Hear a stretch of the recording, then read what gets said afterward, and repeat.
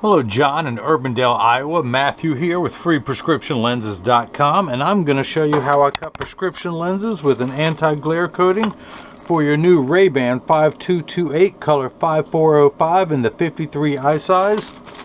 Take everything out of the original packaging as RayBan sends it to me. Of course, your hard RayBan case, your RayBan cleaning cloth, and the star of the show, the main attraction, the RayBan 5228, and of course they all come with a little plastic sleeve on the left temple to protect the temples from rubbing together while it's being shipped, and I'm going to include that when I ship to you.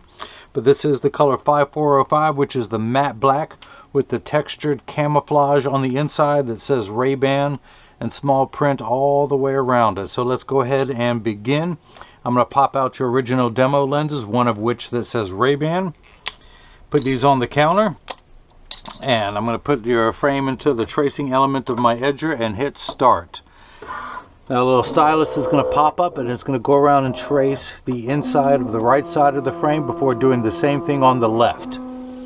Here at FreePrescriptionLenses.com, where everyone loves a bargain and no one is disappointed in quality. You buy a genuine authentic RayBan frame and you will receive one free pair of clear single vision prescription lenses or non-prescription fashion lenses. My receipt has my federal ID tax number, so if you have vision insurance or flex dollars, you will get reimbursed for this purchase, whether they are prescription or not. John, that ship has sailed for you. You know you need prescription, so that's what I'm putting in for you tonight. Now that is the shape of the lens we will be cutting. Only magnified. I will minify it down to the actual size. Hopefully you can see that green outline, and that is the shape. I'm going to go ahead and magnify it while I work on it.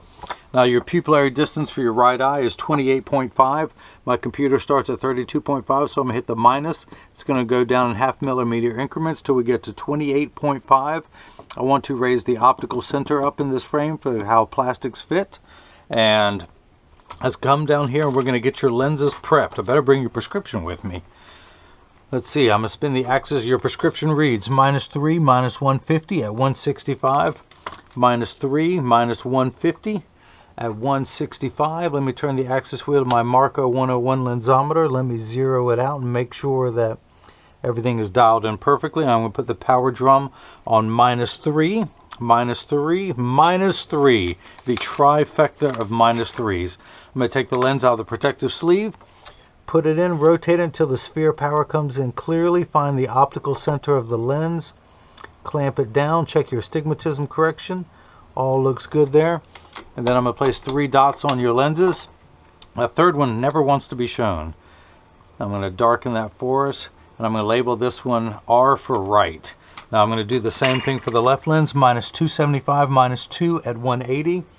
Spin the axis wheel to 0, which is another way of saying 180. A straight line is 0 to 180. Take the lens out of the protective sleeve. Put the power drum on -275. Put it in. Rotate it until the sphere power comes in clearly.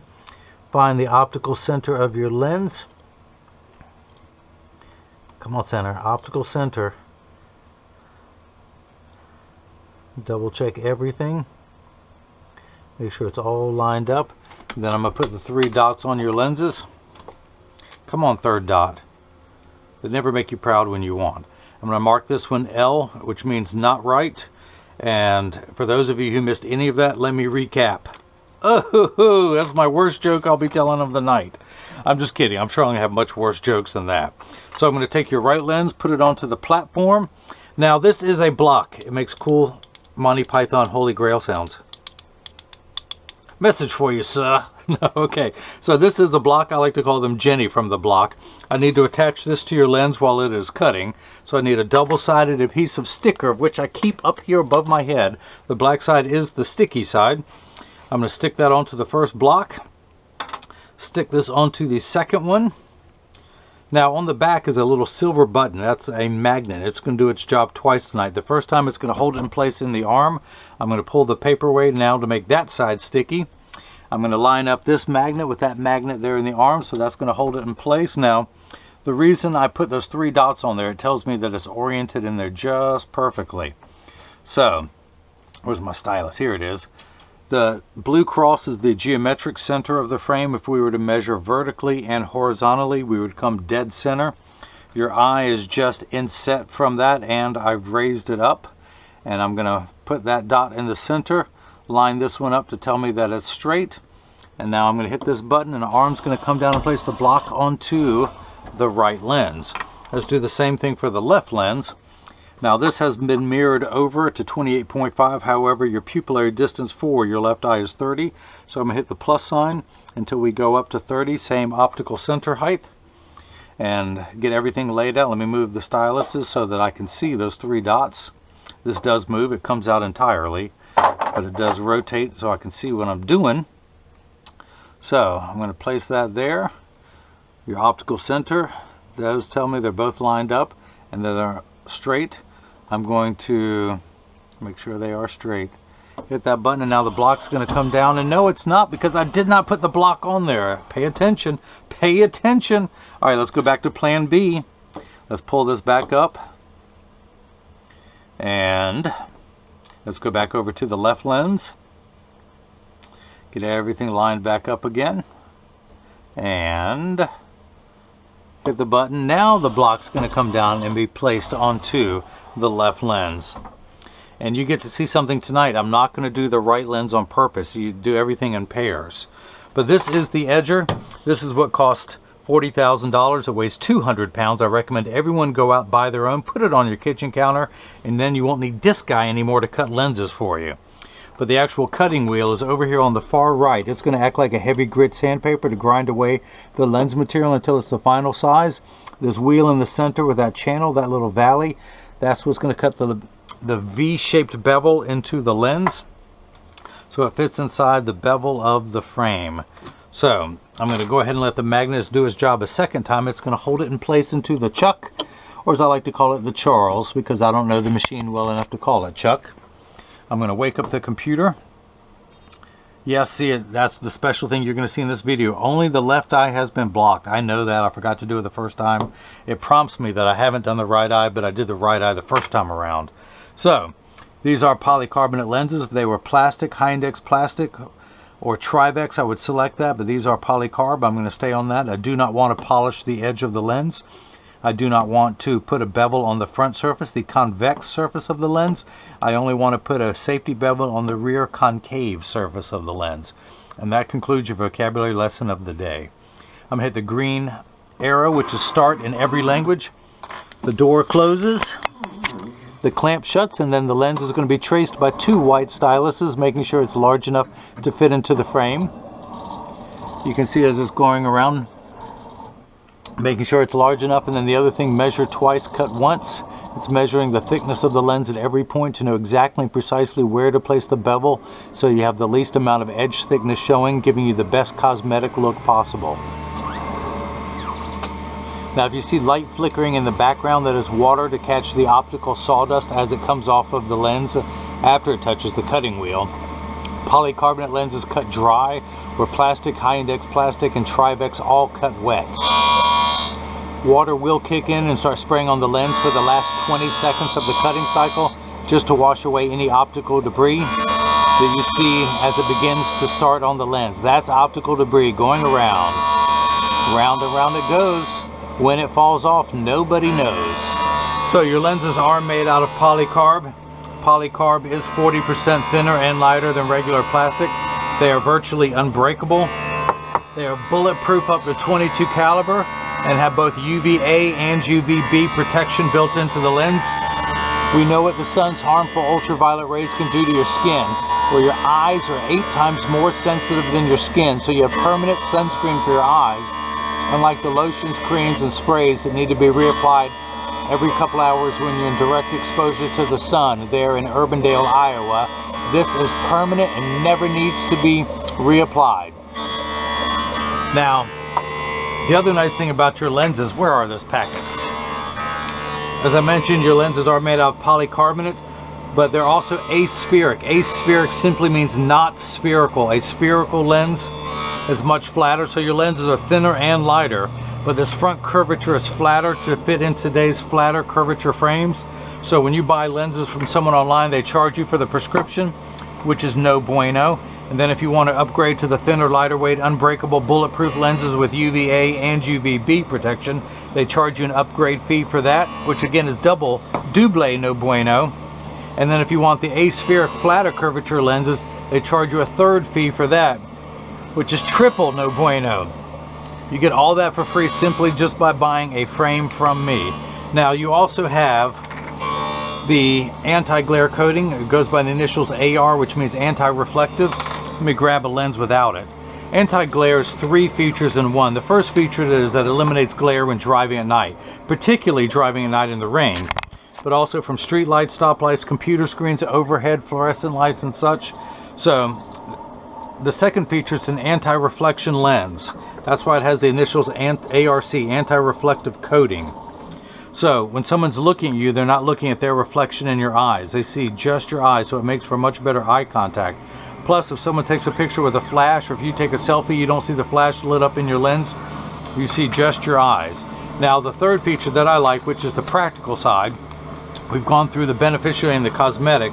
The practical side is it comes with the industry's hardest scratch coating, because the machine that applies the anti-glare costs well over $1 million. It takes over 24 hours to vaporize 7 different coatings onto your lens. So because of the time and the expense, they're going to give you the hardest scratch protection in the business to protect your time and your investment.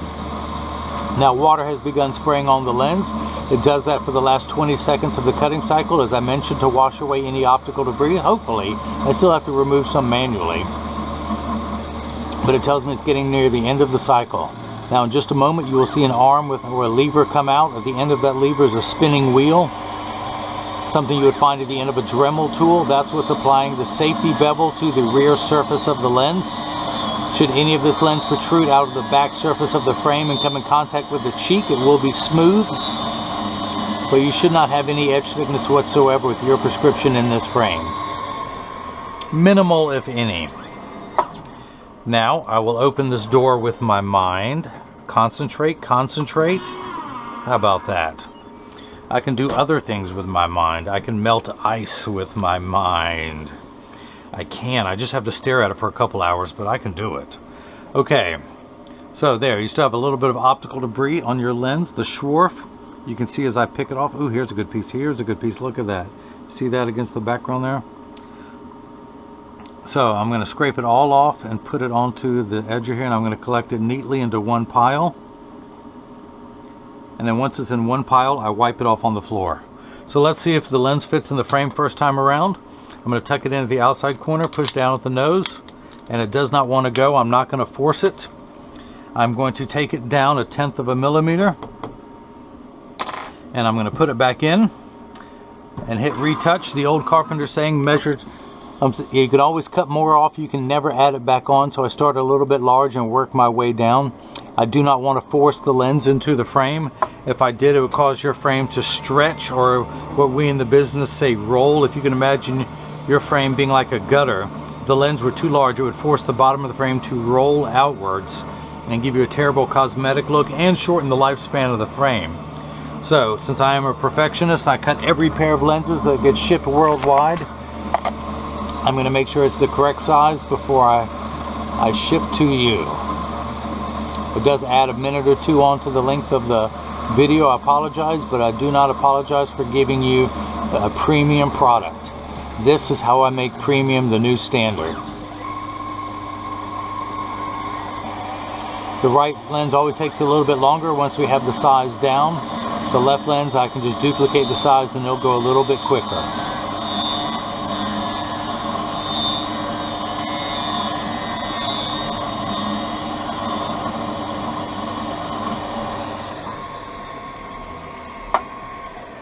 Okay.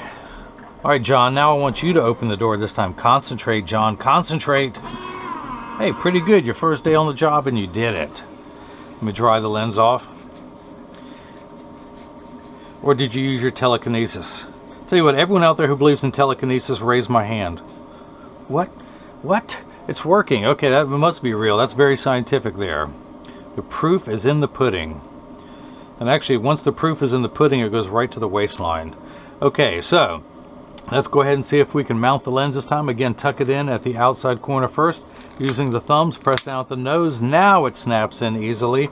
Let's go ahead and start cutting the L lens, the unright lens. I'm going to flip that over to L and we're going to hit start. Well, first I got to put the lens in, then we're going to hit start. Just like before, the clamp shuts. Hope I'm not missing any of this. I apologize. I am a licensed optician. I'm just not a licensed cinematographer, so hopefully I can't see when I'm filming. Only you guys can. So there, you can see as it goes around. And of course, as always, measuring the thickness. Where's my light?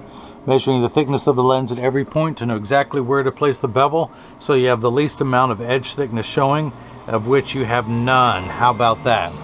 So now that the left lens is cutting, we're going to continue to work on the right. I'm going to take that block off, grab my flashlight. I'm going to come down here to my trusty, dusty Marco 101 lensometer. I'm going to, hang on, what did I do? Why am I back on 0? Hang on. I can go ahead, oh, because I did the left lens, that's right, sorry. Let's hit start again, let's hit start. I don't, my left from my right. Okay, start, just like before. So, I was on 180, which is the left lens, which is the last one I did, so I need to turn it to 165, which is the axis of the right. Panic there, I panicked. John, I do want to thank you for the one-day delay that I had to do in ordering your lens. I do not want to screw up and cause any more delays. That's why I was double-checking myself. But I'm back to 165. Hopefully you can see that through the little magnifying mirror there. Put the lens in, check the power, and I am getting -3. Now, the unit of measurement we use in the optical world is called a diopter, spelled D-I-O-P-T-E-R. It starts at 0 and goes up in quarter increments from there, 0.25, 0.50, 0.75, 1. You are at 3 diopters in your right eye. So you need 12 steps of far-sighted correction. You are nearsighted without your glasses on. You see up close very well, but you need 12 steps of far-sighted correction so you can see everything beyond arm's reach. Now, you have another 6 steps of astigmatism correction. There is a stigma over the word astigmatism. It just means shape. It's like saying someone has straight hair, someone else has curly hair. That is it. It is not a disease. It is not an affliction. Think of it as the fine-tune knob. Really, you have one curvature on your eye, which measures -3. You have another curve on your eye, which measures -150. And that's how we line those curves up that you see clearly. And we're going to line those curves up at axis 165. That's why we're at 165 here. I'm going to check your astigmatism correction, and we end up at -450. That is because, remember high school algebra where you add 2 like signs together? Yeah, don't worry, I've forgotten high school algebra 2. But, I never took algebra 2. No, I'm kidding, I'm kidding. I forgot high school algebra also. But let's use today's terms. If someone had borrowed $3 from you and then they borrowed another $1.50, they would owe you $4.50, and that's where we're at, exactly 4.5 in the red, halfway between 4 and 5. Now again, we're at 165, so these first 2 numbers are real values. This last number could be anywhere from 0 to 180, well, literally 1 to 180, because 0 and 180 are the same number, and you don't even get 180 on here. You only get 0. It goes from 178, 179, 0, and then back to 1. So, your left eye, you only need 11 steps of far-sighted correction, but you need another 8 steps of astigmatism correction. And that we're turning to 180. Now you think those 2 numbers, 165 and 180, are far apart. They're not. Again, this cap being at 0 with 90 in the center, 180 being over here. Your left eye is at the 180 meridian. Your right is only at 165, so they're actually very close. But again, this number could be anywhere between 1 and 180. These first 2 numbers are real values to be concerned with. Now, you got the anti-glare coating, because that's the one thing about astigmatism, is that the way the light comes in and hits the back of your retina, it scatters light more profusely than someone without astigmatism correction. So that's why you're always going to benefit from the anti-glare coating, because driving at night cannot be very much fun for you. You're going to squint more during the daytime, just because when you fine-tune a flashlight where it's a one focus beam, that is your axis. That is what's parallel coming straight into your eye. Astigmatism is what makes it scatter and hit all sorts of types. We're focusing the light on the back of the retina. That is what I do. That is my superpower, is I bend light. I take light from every direction as it's coming in, and I focus it into one straight beam coming into what's axial to the back of your retina. Okay, And let's take the left lens out. Let's dry it off. Let's see if it fits first time around, because it is a slightly stronger lens. And this time I'm just going to drop the stuff straight onto the floor. There's no sense putting it anywhere. I'm eliminating the middleman and letting it fall right on the floor. So I'm going to take the left lens, tuck it into the outside corner using my thumbs. I press down at the nose. It does snap in easily. Take the block off. We're going to come back down here to my lensometer. I'm going to put it in just above your optical center on your left lens. I've already moved it to the 0, which again is 180. Come on, we talked about that. Don't you remember, John? Okay, I'm going to check the power, and we're getting -275. And when I look in here, I don't know if you can actually see that or not. Am I getting everything lined up just right? But there are 3 skinny lines inside there. Forgive me. Again, I cannot see what the camera is seeing. But then when we check your astigmatism correction, now you're really not seeing anything. I'm getting 3 thicker lines spread further apart. Hopefully you can see that in there. That is what I'm checking, and the final power is -475. Because again, when you add 2 to 275, you get 475, so that is made perfectly. I couldn't have made it any better myself. Your pupillary distance is 28.5 plus 30, which is 58.5. I'm going to turn the card over so you can see I'm going to place the 0 against my thumb on your right lens, and then when we look at the left lens, we're getting 58.5, exactly halfway between 58 and 59. So let me clean everything off, and of course this is the point in every video, that as I clean your lenses, that I mentioned when you get these in the mail, and of course free shipping anywhere in the US, but when you get these in the mail, there is a small chance that these could fit too loose, and there's a small chance that these could fit too tight. However, there's an 80% chance that one side is going to sit higher than the other. That is because 80% of people have one ear that is higher than the other, and because of that statistic, 99% of all optical shops will do free adjustments if you ask them, but I'm going to get them in standard alignment first, also known as a 3-point stance. The 3 points are 1, 2, and the bottom of the frame being 3. I set it on the counter and press down. There is no wobble. When I say wobble, I'm part of that 80%. When I take mine off and I press down on the counter, they wobble on the counter, but they'll sit level on me. For those of you keeping score at home, I'm wearing the Versace 3199 in color 5188, which is the navy blue with the tortoise. Let me put mine back on so I can see what I'm doing, yo!